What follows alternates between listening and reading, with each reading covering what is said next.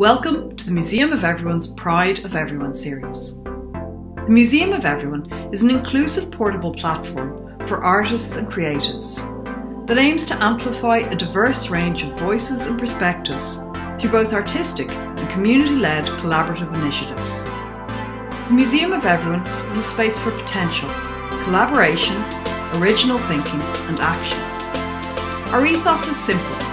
If you support your community in return will support you. To celebrate Pride Month, we aim to give voice to the minority groups within Ireland's queer community.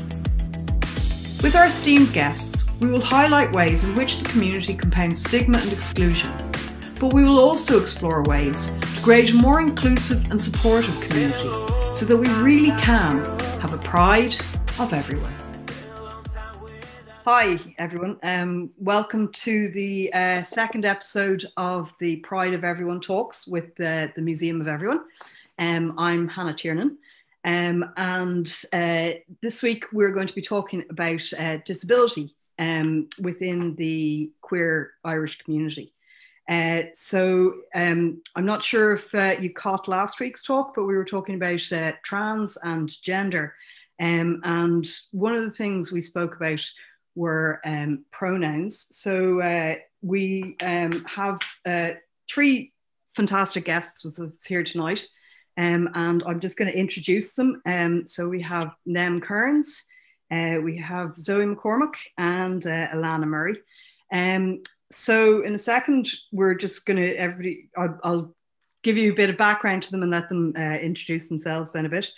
But one of the things in this talk with disability was really to look at ways that the Irish LGBTQIA plus community kind of excludes people with disabilities and the kind of creates stigma around disability. But we also want to kind of look at ways that we can try and kind of create more inclusion and more visibility.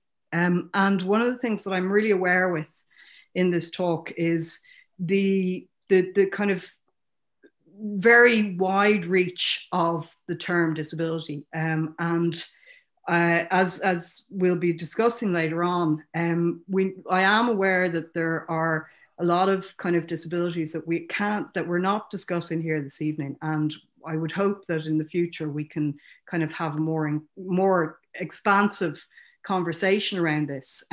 So it's not through a deliberate exclusion, but unfortunately with time and with the kind of platform that we're using, it has happened that way. So please be, we are mindful of the fact that there are a lot of people that we haven't included on, and I apologize, but I'm also working towards expanding on that. So we'll get on with this conversation. So first of all, Nem, so Nem identifies as they, them, or uses the pronouns they, them. They are, Nem's an LGBTQIA plus reproductive rights and disability justice advocate who serves as board secretary for Disabled Women Ireland, Ireland's only national disabled persons organisation for women, girls, non-binary people, and gender non-conforming people. Nem also works with Autistic Adults Ireland and acts as a disabled policy advisor to a range of elected officials. As a multiply disabled person and member of the LGBTQIA plus community, Nem firmly believes that intersectionality is fundamental to achieving meaningful equality and seeks to apply the maxim, nothing about us without us, in all their work. So Nem, welcome and thank you very much for being here. Nem, Disabled Women Ireland, do you want to maybe tell us a bit more about that? Yeah, so Disabled Women Ireland, as you mentioned, are Ireland's only national disabled persons organisation, or DPO, for gender minorities. We're an all-Ireland organisation. We're an advocacy, policy and campaigning group. And a disabled persons organisation is probably a term that most people aren't familiar with. It means an organisation that is run by and for disabled people. It has to have a majority of disabled people at all levels and all decision-making levels. So most of the organisations are not disabled persons organisations. There's only a few of us in the country. And it's, again, a thing of nothing about us without us and our authentic voice. Mm-hmm. Yeah. Brilliant. And so I'll just quickly kind of introduce everybody else, and we'll get back to a kind of conversation with them in a minute. So Zoe, Zoe's pronouns are she, her. And Zoe is a lesbian neurodivergent and MAD activist who has experienced the trauma of psychiatric inpatient admissions. She creates art depicting the lack of care within our mental health system. She also founded the Autistic Art Club, which is a collective social space for autistic adults to create art and socialize in a safe space away from neurotypical social norms. So sounds like a fantastic venture, or a space. So do you want to maybe tell us a bit more about it? Yeah, it kind of happened by accident. I got recently diagnosed as autistic last year after about 10 years kind of in and out of the mental health system. And I guess I was really looking for kind of people to connect with myself. And so I joined like some Facebook groups of like autistic adults. And I really found that like art was becoming like a big part of my own recovery and my own mental health recovery over the years. So I just decided to set up this little Facebook group for autistic people like who are doing art. And it's just kind of grown into this big thing where now we have like weekly art club sessions and everyone comes, and it's like, yeah, it's become kind of way bigger thing than I had ever anticipated it to be. But like, it's been amazing. Like for many of the people who come, it's like their only social interaction of the week. And so it's been like just a really amazing way to kind of connect with people in a way that suits us. And, I suppose a big thing for me is that I try and include as many people as possible. So like we have like these weekly Zooms, but people can also participate without coming to the Zoom. They can just like email their artwork to me, or they can just participate on the Facebook group. So yeah, it's kind of just become this thing that I never intended. But yeah, it's been really great for kind of creating that community space. Brilliant. Yeah. Now, last week we were really talking about the power of kind of grassroots movements and the effect that not only that can have on kind of political change, but even just on the kind of human connection and the needs, really identifying the needs, and albeit in your case that it was for your own needs, but then reaching out and creating this community. And it's fantastic, and it's really valuable to do that. So Alannah, Alannah's pronouns are they, them, and Alannah, or Lana to their friends, is a disabled LGBTQ plus advocate, focusing particularly on accessibility and inclusion. Their work also features themes around dating, sexuality, and taboo around disability in the queer community. They were nominated for the LGBTQ plus Young Trailblazer Award, and is an alum. I can never pronounce the singular. An alum of the Washington Ireland program. So Alannah, thanks very much for being here with us. And yeah, so you mentioned in your introduction there about one of your platforms really is kind of dating and sexuality, and I mean that certainly, I know it's not a kind of a subject that we kind of hear a lot about, particularly not in the queer community in terms of disability. So do you want to maybe tell us a bit more about your work? Yeah. So I fell into advocacy again by accident. then I became a professional gay queer. Over the years, I've given workshops. I done a great workshop at Pink Training on disability and sexuality, where I told a gas story about how an able-bodied person came into my Tinder DMs and asked if he could turn my wheelchair into a sex swing, which was, intense, but, it got me thinking about like sexuality and sex and disability, and kind of how nobody really talks about it within the gay community, and just in general, nobody talks about the fact that disabled people want to ride as much as other people do. Like I've done an article where I was in Amsterdam, and I noticed that none of the sex clubs were accessible, and I was fuming, because part of the appeal of Amsterdam is just that. But again, like just in general, the queer community, the LGBTQIA plus community, however you want to describe it, nobody talks about riding enough in terms of like disabled people. And I do my best to change that. So, basically my whole mantra is you should be having sex with disabled people.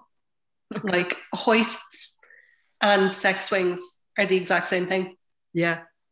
So, as soon as non-disabled people needed it, it was, essential, and it was a sexy thing. Whereas when disabled people needed it, it was a medical device. So there's a whole difference there. So yeah, basically my entire personality is being disabled and talking about riding, gay riding specifically. Yeah, it's interesting. Like I was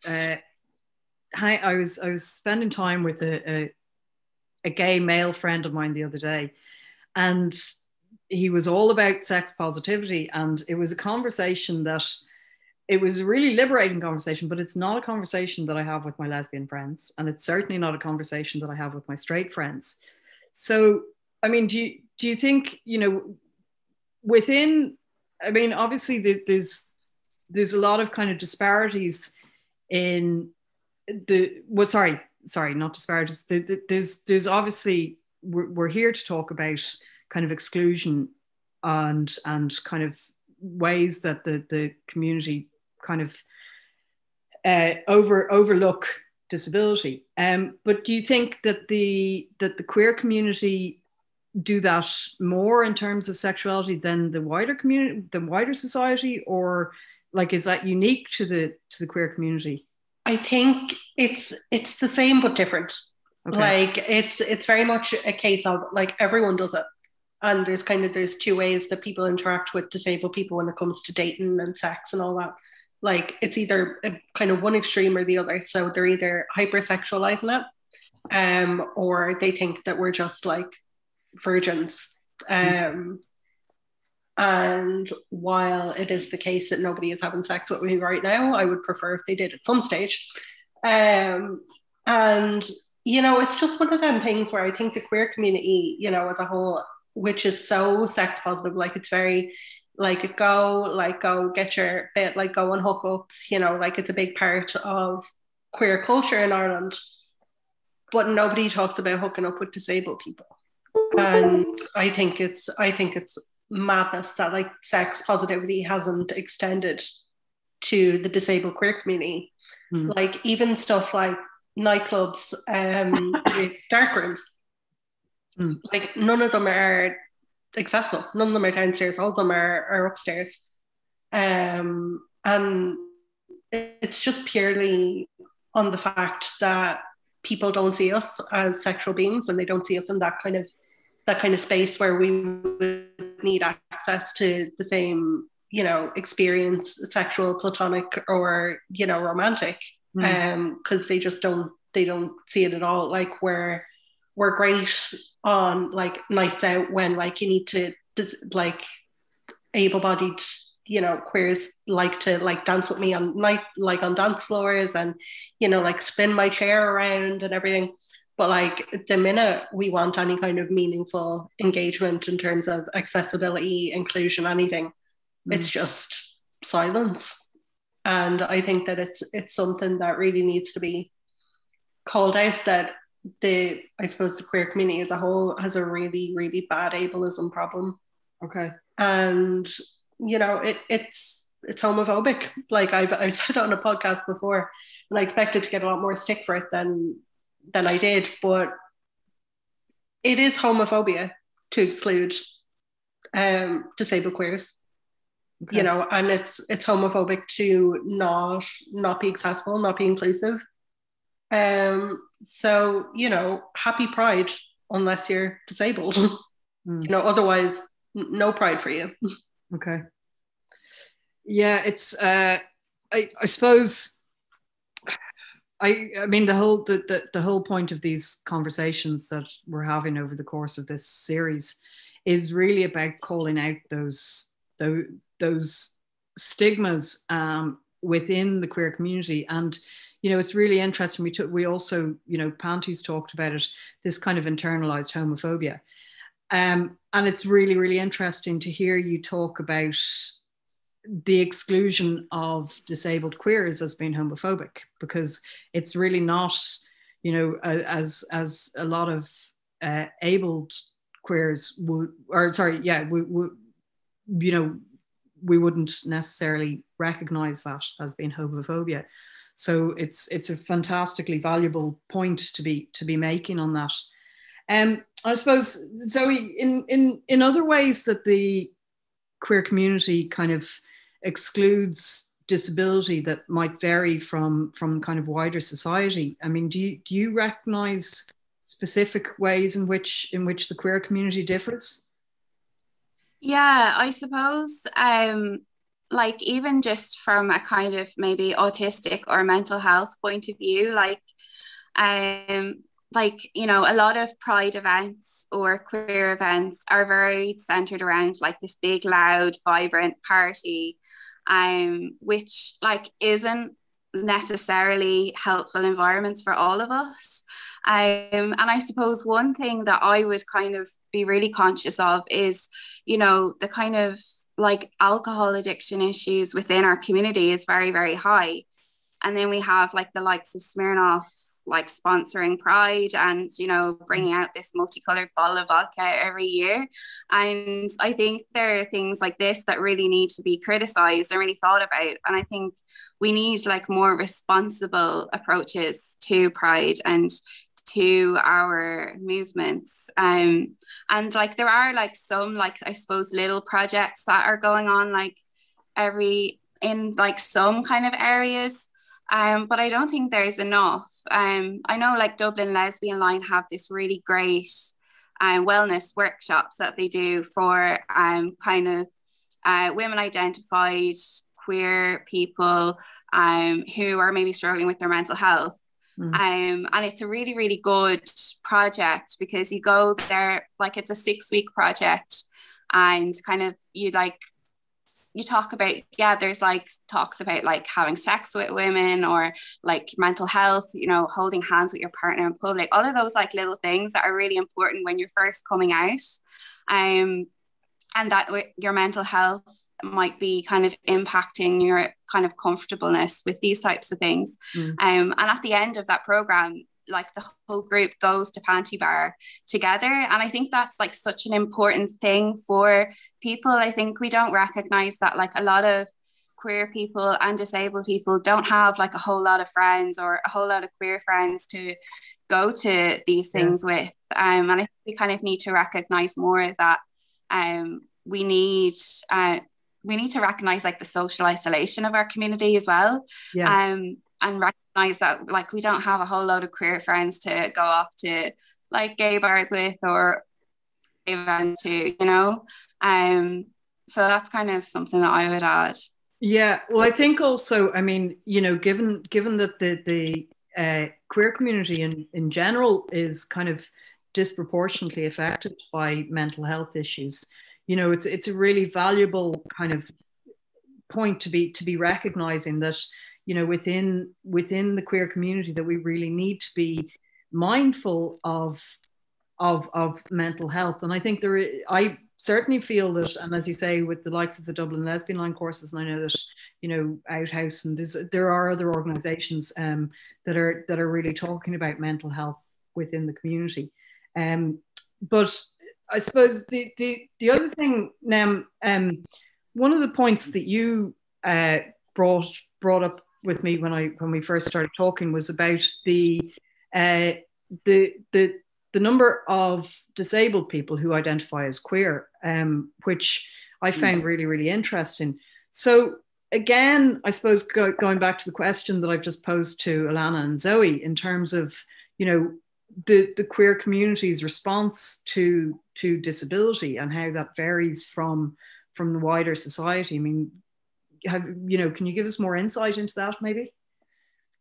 Yeah, there's a number of strings to that. So I had prepared some stats when I was doing a talk for a Pride conference a couple of years back. I don't have them to hand now, but so I was basically saying that yes, there has been research done, and actually, for a number of reasons, the queer community has a higher percentage of disabled folk. So if you're looking around your spaces and you're looking around your organisations and you're not seeing us, you have a problem.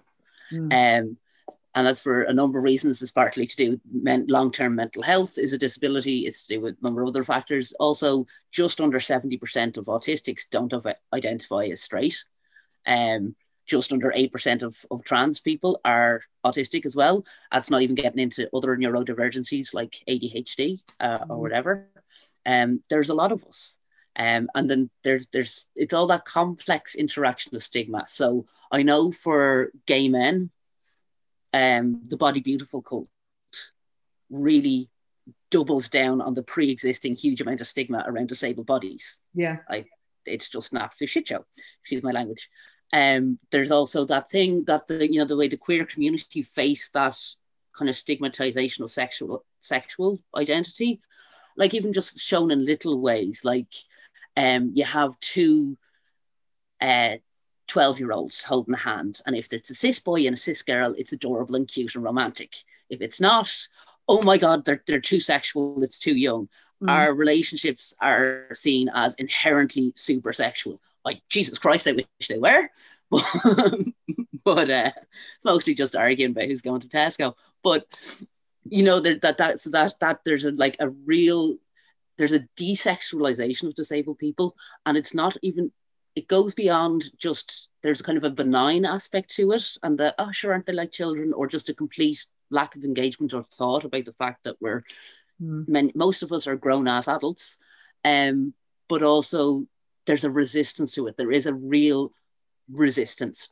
Like, I'm sure Alannah can speak more to this. Try talk about disability and sexuality. And it's not just that people aren't interested, which they're not. They are absolutely resistant to it. They don't want to know it. You don't fit into what they want in their head. So it's too much to get into now, but there's a real bundle of acting things, and the queer community are still marginalised and face stigma and oppression in many nuanced ways. And one of those is when we call out heteronormativity, when we say about how heteronormativity in, say, health messaging has real damaging effects on queer people's health and sex lives, so does this constant erasure of disabled people. It has a real effect. We are here, we're queer, there are a lot of us. A conservative estimate will be about 16% of the queer community are disabled. Okay. Wow. Yeah. So, there's a lot of us. And as I said, there are invisible disabilities. I was so just about, all of them. But also, if someone's not disclosing to you, if they're not coming out with their invisible disability, you also have to ask why you have a space where people don't feel safe to do that. Yeah. Well, actually, all through that, prior to you mentioning invisible disabilities, the thing that was really standing out to me was not just about kind of the lack of kind of inclusion of disabled queers, but it was really that those invisible disabilities are not being included and not being talked about. And again, I think we've been talking about mental health, and very often mental health isn't necessarily recognized as a disability. So Zoe, I mean, you talk a lot about mental health, and in terms of, the disabled community having kind of an umbrella grouping. So I know that there's a few organizations, but, thinking of the likes of Full Spectrum and stuff, how do you feel kind of disability fits within that? And is it useful to even have an umbrella kind of grouping for that? Yeah, I think both is important. I think it's important to have an umbrella grouping, but also important to have, specific, groups as well. And I suppose, like, before I was diagnosed with autistic, I would never have considered myself disabled. And I think that's related to mental health stigma, in that, like, you're like, no, I'm fine. I'm like not in hospital anymore. I'm doing good. And you kind of try and get on with your life again. And then it all falls apart again. And I never would have identified myself as disabled by my mental health. But I suppose now, kind of being involved in the disabled community, I think it's really, really important to bring in these experiences, because, my experiences of psychiatric admission are not very different to, disabled people's experiences of residential care and these things. Like, they're not very far apart issues. And we all experience, kind of the stigma from medical professionals and all the rest. And so I find it really important to bring in these issues. And now, I suppose, like, when we think about disability, we're not really thinking about chronic suicidality, self-harm, voice hearing. We're not thinking about those things. And I think it's really important to broaden our idea of what disability actually is. But at the same time, I think it is really beneficial to also have, groups of, like, okay, these are the autistic group, so you can identify things with them, and you can learn from other people on how other people manage their lives. And you can really kind of examine the deeper complexities of your existence within these specific groups. So I think both is important. Okay, yeah. And so, Alannah, in terms of thinking about that kind of umbrella grouping, I suppose, outside of the kind of invisible disabilities, so things like, the diversity between physically disabled and, say, sensory impairment and stuff. I mean, should the community be looking towards specific needs within groups, or again, is there a kind of a broader approach that we should be taking? Again, I think it's both. I think in terms of, like, group work, you might necessarily agree with everything that they're doing. Like, for example, some LGBT groups are transphobic, and it makes no sense, but they are. So I do think, that the power of the individual is should be recognized 100%. I'm not, involved in any groups, but that doesn't mean that I'm, not a big, queer disabled person. Like, I still exist, like, just because I'm not involved with another group. I think as a whole, it shouldn't fall on just disabled people to, make these changes. Like, I've come, when I was kind of starting to go out and about, and I was messaging nightclubs being like, oh, are you accessible? They said no, and they weren't accessible. Like, there's no fully accessible nightclubs or social spaces. And, that's not disabled people's fault. And therefore, it's not, the onus shouldn't fall on disabled people to fix it. The queer community, you caused the problems.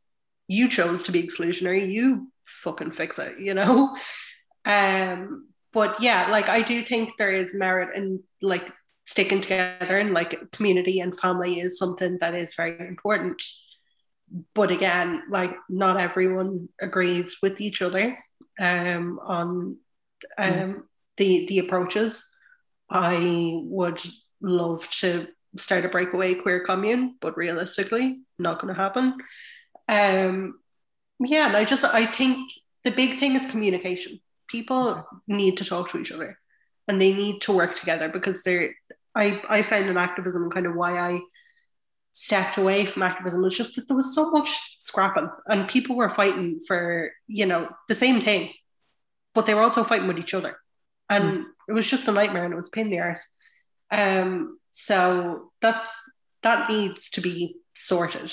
You know, the infighting around activism and how, you know, one group is like, no, we're the, you know, disabled queers, we're representing you. And then other groups would be like, no, we're, you know, we're queer or whatever, but we don't do disability, but we're still, you know, representing you. Okay. I just think there's just so much drama around advocacy that needs to be demolished. And people just need to, you know, recognize that we're all working for the same thing. We all just want to be queer in peace. So yeah, I suppose unfortunately, I know what you're saying about that advocacy being in terms of from a queer perspective, but I can tell you that advocacy, that kind of politics within advocacy is kind of across the board, really. But I suppose, Nem, then as well, you know, with DWI, you know, you essentially are an umbrella group, you know, covering a number of, or all disabilities. So, you know, how do you feel your work with, or, you know, DWI's work can speak across the board for all disabilities as opposed to kind of focusing on specific ones? So it's always a struggle and a balancing act, and it takes a lot of determination and energy. Like, if you take your eye off the ball, it will skew towards, and it's always trying to do your best. So we're non-hierarchical, which I know it's in the word, for legal reasons we have to have a board, but so there is no kind of, we work across the board, and what we try to do is to bring in as many voices as possible to each thing. Obviously, every single last one of us is disabled, so people have to pop in and out or swap in and out. There's no kind of like minimum, we have to turn up for this amount of meetings to be a member or any of that. But, you know, we like, if I am doing a policy submission, say, even though I kind of have I'm qualified as disabled 5 different ways, that is by far not the whole rake of experience.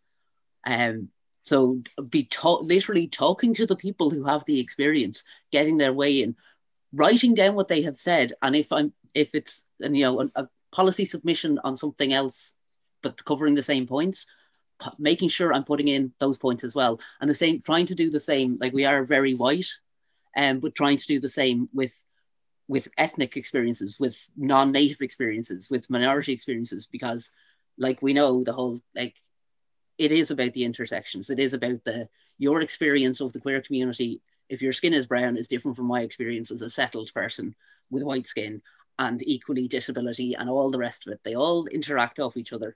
And you can't capture those nuances without talking to the people they affect. And it is good to see a slight bit of an appetite starting in kind of queer spaces for access, for inclusion of disabled people. It's very, very slow, and I would like to reshift the frame, because not just in the queer community, but in general, there's this thing of, we're being really nice and we're going to include some disabled people. But it's like, no, what you're doing now, like what the world is doing, is actively excluding people whose bodies don't fit. And it's cool that there's starting to be people who are going, hang on a minute, but I want that to be the thing of going, why are we excluding? How do we justify continuing to exclude people? How do we justify to exclude traveller voices? All the people you're not hearing, you are choosing to exclude, whether that's by going along with a status quo or by deliberate. People think if I'm not like deliberately out with pitchforks and torches, I'm not showing any prejudice or not engaging in any exclusion. But that's not, as we know, that's not how systems work. They trundle along happily on the status quo, and as I said, it does be honest with you, yeah, it takes work. It takes work to and continuous work to include people, but you have to do it, or you have to recognize and go, I'm okay with excluding people. Yeah. This trying to play it both ways and like expecting a pat on the back and that you've done your charitable good deed by not continuing to exclude people who have equal rights to a space. It's just not good enough anymore. Yeah. It's kind of, all this conversation is making me heightenedly aware of what we have had to exclude through these talks, because you know, we unfortunately we've had to compact them so tightly. But as I say, we are hoping that they will just, that they're kind of just jumping off points. So, but that's not to take away from what you're saying. I fully understand that, you know, it's, as you say, as you know, as your kind of mantra says, you know, nothing about us without us. Civil rights. Yeah. So I kind of, just to kind of follow on from that, and I suppose to kind of, you know, finish off the conversation, kind of looking at ways maybe that you each feel, and I know that this is a kind of you're probably sick to the back teeth of talking about this, but ways that you maybe feel that specifically the queer community, and specifically the Irish queer community, can really immediately try and kind of affect inclusion. So maybe Alannah, I might go to you first to be very, very blunt, the queer community needs to get over themselves. You know, they need to start having these conversations. They need to not put their tables on accessible bays. They need to not have really high tables be the only option in queer spaces.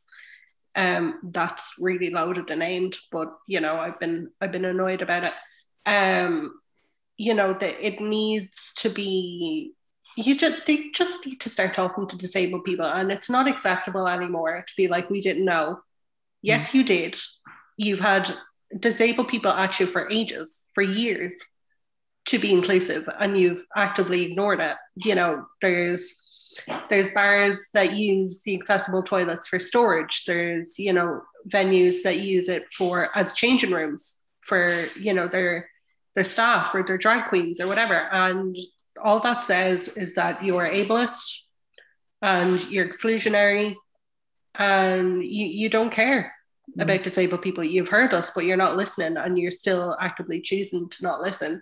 So I think, you know, the time where people can be complacent about accessibility and inclusion is very much over.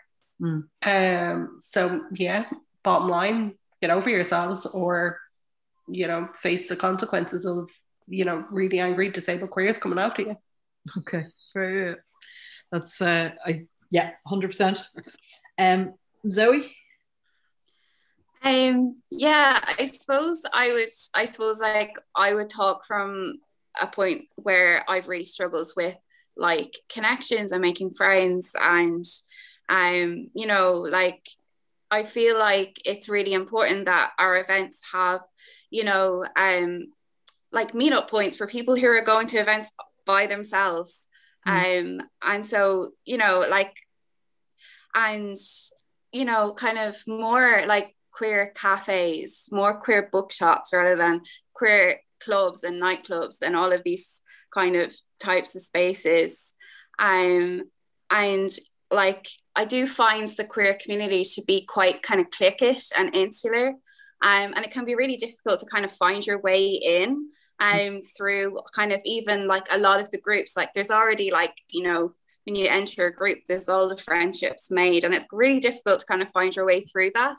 And so I think kind of everyone like needs to kind of be aware of that, be aware of like new people coming in, and kind of welcoming people in, and like making our spaces as welcoming as possible. I've had so many bad experiences with like lots of different groups, and it's just like it makes you kind of feel just really like you don't belong, and it can be really, really hard. And I know that like so many of us experience like loneliness and social isolation, and so I think it's really important for like each one of us to make sure that, you know, our events are welcoming of everyone, and like that, you know, that person on their own, like bring them in, because it's really, really important. Well, I really like that. You know, to Alannah's point, you know, there needs to be structural change, and I don't just mean like physical structural changes, but there needs to be physical space made in the community, but also then, to your point, that on a kind of on a kind of a more personal level, that we can just reach out from time to time and just kind of check in with one another and create those connections, that connected space, you know, as much as the physical space. And then to same kind of question to you. Yeah, well, the one sentence answer would be talk to us. As they both said, talk to us. It's not that hard. There's feckin' loads of us. And there's even people like me who don't shut up. Yeah, just talk to us. It's a combination, and it's a combination of physical access, 100%. Just take a minute, pause a beat. You're putting up an ad for an event. Is it screen reader accessible? Is it like, who are you excluding? And we also do get financial difficulties, the fact that Ireland is an accessibility crap show, but you're also kind of, where are you putting your priorities? If you're organising an event and there's no bar, you're like, well, that venue's no good. If you're organising an event and there's no wheelchair access, you should be saying that venue's no good. You know, there's part of that, but a huge amount of it is just attitude. It's just that attitude. It's just that everyone it's like, it's really weird to see the conformity that the queer community demands in terms of ableness, when our whole thing is not conforming to the standards. But yet, as a community, we're upholding that. And like with queer identities in the first place, a huge part of the issue is just being excluded and held up to someone else's arbitrary standard of normality, which is incredibly damaging. And I do have a little bit of a rant, which isn't entirely it is connected, but it's not the end game. It's just that for the time that's in it, like, it was great to see the anti-conversion therapy campaign trying to push that over the finish line. However, I reached out to the campaign and a number of people involved, because conversion therapy is still used on disabled people for being disabled. And not a sniff of an answer or a spark of it, like, just do not want to know. And that's the thing as well. When the queer community have been great at advocacy and have some wins, and there's so much more to go, but when another group is saying, us too, this blanket silence. And also, most of us that's being used on are also queer. So it's great that we might not be able to be, our kids put through conversion therapy for being queer anymore, but what difference does that make if we're still being put through conversion therapy anyway? Like, sometimes it does feel like, where are you guys? Seriously, where are you? You know, I rock up to trans healthcare events. I rock up to, and again, no pats in the fucking back, but you know, it's all about cross solidarity. We are a small queer community as the queer community. We didn't get this far by only focusing on what affected our life directly. But when it comes to anything to do with disability, we seem to think that's good enough. It's like, that's for those crippled people over there, not for me. It's nothing to do with me. And also, just to like really drop the doom and gloom mic, although it's not doom and gloom to be disabled, but it's the only minority group you might find yourselves in tomorrow, lads. You might want to start giving a damn, even if it's self-interest. No, I mean, it is, when I was kind of thinking about this conversation, and it's something that I had in my notes and haven't brought in, was that thing of that, you know, disability, it can be acquired as much as, you know, so even if that's just through living to an age where physically our bodies won't actually be as mobile, or, you know, whatever. I mean, it is something that I think wider society needs to be more mindful of because it's like, I wish it didn't have to be in your own self-interest thing, just yeah. because, you know, we're equally human and it's equally our space, and it's just as much right to be here. But if it has to be, I'll take it, because at the moment we are miles back. Like, disabled people don't have marriage equality. I don't see any people in the queer community fought for marriage equality given the first sniff of a damn about that. You know, it's these things where it's like, you know, there are so many kind of issues in tandem, and as I said, there are so many of us who are queer, and it's almost baffling how much of a damn isn't even begun to be given. Like, we are not good enough about including minority voices across the board, whether that's kind of gender spectrum, intersex voices, ethnicity, and all those. But it is the resounding silence when it comes for even pretending to give the first hint of a damn about disability issues and disability justice. These are civil rights issues, and one of the biggest communities for civil rights activism is nowhere to be seen. Yeah. And I used to be much more positive, and now I'm just like, yeah, you know, kind of someone once putting in a wheelchair ramp into one venue this one time is not going to get you a cookie anymore.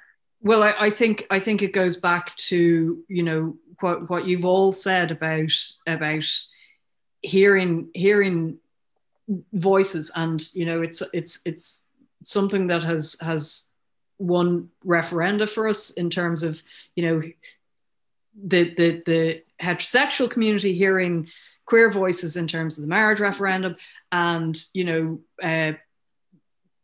like people hearing stories of women who've traveled for abortion in terms of the repeal referendum. And it's just, I think, about hearing the stories from the people's mouths. And as you say, going back to, you know, nothing about us without us. I'm going to have to keep looking at that until I learn it. But, you know, hearing also weird. Sorry? Yeah. I was going to say, also, disabled people are funny and sexy, and you're missing out. Oh yeah. Well, I looking at the panel here, I can agree that you're all so. But okay, so just to finish up, and on that nice note, how can people contact DWI, or have you got a website? We do indeed, disabledwomenireland.org or disabledwomenireland@gmail.com. Look, if you Google search us, we come up fairly high up in the rankings. Okay. Somehow, I don't know. We've no money. Okay. And yeah, anytime. And we're also happy to like we work closely with other DPOs and stuff. Where luckily the politics hasn't strangled it just yet. So even if we're not the org for you, but you want to find where you go up, also a huge amount of us in DWI are queer, like a ridiculous amount. We're happy to put you in touch with someone else if we're not the org you need. Brilliant. Okay. And Zoe, Autistic Arts Club is on social media, is it? Yeah. So yeah, at the Autistic Art Club, on kind of Instagram, Facebook, Twitter, for any autistic adults, or if anyone has any ideas they want to bring to us, we're always happy to consider anything. Yeah. Brilliant. Well, I suppose the last thing I have to say is thank you all very much for being here, and I really appreciate your insights, and I really appreciate you taking the time to join us on this, and I really look forward to having more chats like this among ourselves and hopefully among the wider community. So thank you all for watching, and I hope next week you'll join us for the talk on ethnicity, and good night.